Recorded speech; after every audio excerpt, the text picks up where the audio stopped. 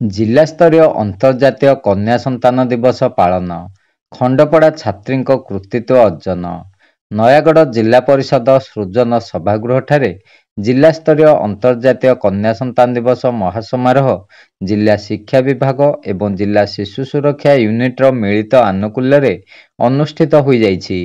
ଏହି ଅବସରରେ ଖଣ୍ଡପଡ଼ା ସହର ସର୍ବପୁରାତନ ରାମଚନ୍ଦ୍ର ଉଚ୍ଚ ବିଦ୍ୟାଳୟର ନବମ ଶ୍ରେଣୀ ଛାତ୍ରୀ ଆଦ୍ୟାଶା ମହାରଥୀ ବକ୍ତୃତା ପ୍ରତିଯୋଗିତାରେ ଅଂଶଗ୍ରହଣ କରି ଜିଲ୍ଲା ସ୍ତରରେ ପ୍ରଥମ ସ୍ଥାନ ଅଧିକାର କରି ଅନୁଷ୍ଠାନ ପାଇଁ ଗୌରବ ଆଣିଛନ୍ତି।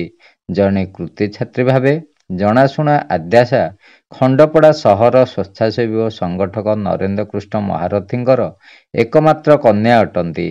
ଛାତ୍ରୀଙ୍କ ଏହି ସଫଳତା ପାଇଁ ରାମଚନ୍ଦ୍ର ଉଚ୍ଚ ବିଦ୍ୟାଳୟ କର୍ତ୍ତୃପକ୍ଷ ଆନନ୍ଦ ପ୍ରକାଶ କରିଥିବା ବେଳେ ସହପାଠୀମାନେ ଆଦ୍ୟାଶାକୁ ଶୁଭେଚ୍ଛା ଜଣାଇଛନ୍ତି।